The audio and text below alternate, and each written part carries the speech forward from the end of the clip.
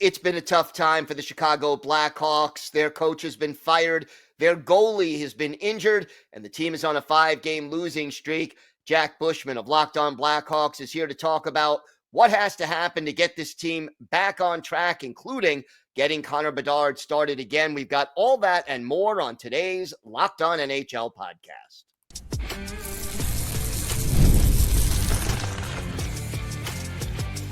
You're Locked On NHL, your daily podcast on the National Hockey League. Part of the Locked On Podcast Network, your team every day. Gil Martin here, and welcome everybody to the Monday edition of the Locked On NHL podcast, part of the Locked On Podcast Network, your team every day. I want to thank everyone who makes Locked On NHL your first listen every day. Don't forget to subscribe on YouTube or wherever you listen to podcasts so you get every episode as soon as it drops. Today's episode is brought to you by Game Time. Download the Game Time app, create an account, and use code LOCKEDONNHL for $20 off your first purchase. It is great to welcome back to the show the host of Locked On Blackhawks, a very busy man these days, Jack Bushman. And Jack, it's been an eventful weekend in Chicago for the Blackhawks. They change coaches on Friday and then lose their goalie a day later. Let's start with the coaching change. Was this inevitable, and when did you know for sure it was going to happen? Yeah, ultimately, Gil, I did think at some point in this rebuild there was going to have to be a coaching change. It just kind of seems since Luke Richardson had taken over with the struggles on offense that have continued over into this season following the Blackhawks getting some more notable players up front. They bring in Teuvo Teravainen. He returns to Chicago. Tyler Bertuzzi gets a big contract. They were expected to be better offensively. The last two teams under Luke Richardson's leadership, quite frankly, they were tanking teams. But this team wasn't expected to be dead last in the NHL. So I thought Luke Richardson was going to wind up getting let go eventually. But Gil, I thought it was going to come at the end of the year when he was going to be up for a team option, just because this still was a year where, yes, we wanted the Blackhawks to get out of the absolute bottom of the barrel, but there still weren't playoff aspirations or anything. So I figured they were going to let Luke Richardson coach until the end of the season, but ultimately, with the offense just struggling so much, 31st in the NHL. And if you were watching this Blackhawks team, it was kind of the same narrative that was plaguing them night in and night out. And it was not like they were losing games. They just couldn't score enough to win those close contested 3-2, 4-2 battles, and it was killing them. And with Connor Bedard not putting up the numbers that everyone wanted to see during his sophomore year, the style of play that Luke Richardson was running clearly just wasn't working for Bedard or this offense as a whole. And ultimately, Kyle Davidson just said, we couldn't go on for this during the final 56 games of the regular season. So as tough of a decision as it was for him, he ultimately had to make a change, and I understand why he did. And what is the goal now for the rest of this season? Because I mean, the playoffs are highly, highly unlikely. And like you said, wasn't the goal to begin with. So a successful last 50 plus games of the season in Chicago looks like what?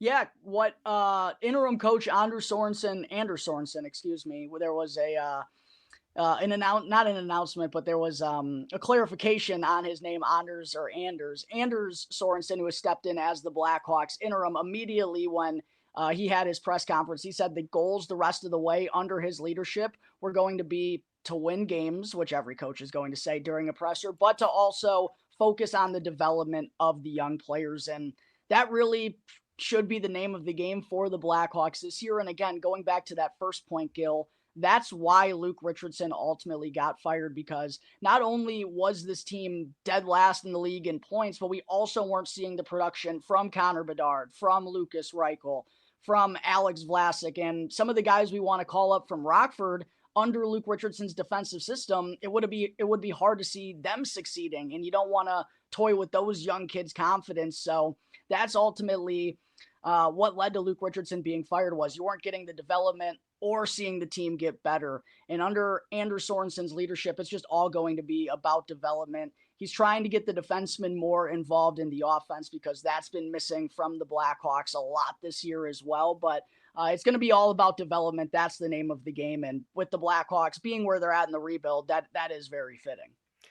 How has Connor Bedard handled all of this? It's got to be difficult on him, and he's got to be frustrated by his lack of progress in year two. Yeah, I mean, he's as disappointed as anyone. He's been very vocal about his frustrations. But at the end of the day, Gil, I know everyone's disappointed that he's not taken that massive jump that we saw out of players like Sidney Crosby or Connor McDavid in their second year. But he's still the leading point scorer for this Blackhawks team. No one on this team who has way more experience than he does is putting up more points. He's still the second youngest player in the NHL. He just needs a little bit more help, and we also got to do a better job at putting him in situations to succeed. And under Luke Richardson, again, he was being asked to do a lot defensively. Luke Richardson was a very defensive-oriented coach, former NHL defenseman that played in over 1,500 games, so that was kind of his forte. And Bedard did take some leaps in the defensive areas this year, but it was to the demise of some of his development offensively. So we just got to continue to get Connor Bedard the puck in the neutral zone, in transition, in good spots on the power play. And also, he just needs a little bit more support. The guys around him, Teuvo Teravainen, Tyler Bertuzzi, Philip Kurashev, those support forwards all have been so underwhelming this year and are a huge reason why this Blackhawks offense as a whole is struggling so mightily. So if Connor Bedard can continue to get a little bit more help like he's gotten these last few games, he's starting to put up more points and bust out of that little mini slump. He's gotten a couple of goals in the past week. I think he's going to continue to put up some more points, and I think there are better days ahead for him. He was so snake-bitten in the month of November, but it's going to be a team effort to help him out as well, and it's good to hear at least Anders Sorensen is, going to be prioritizing Connor Bedard and these young kids this year. And then just on top of all that, you lose your starting goalie. Talk to me about Petr Mrazek's situation and how long you think he'll be out and how they'll handle it. Yeah, just when it rains, it pours, I guess, Gil. Fortunately, it sounds like it's only going to be a 1 to 2 week injury for Petr Mrazek. That's the good news.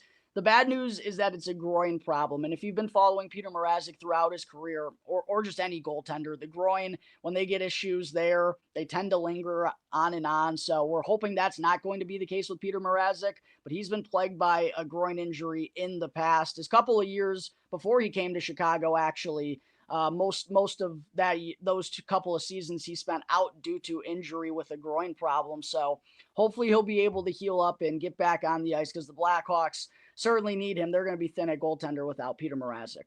Who steps in as the backup now and who steps in as the starter?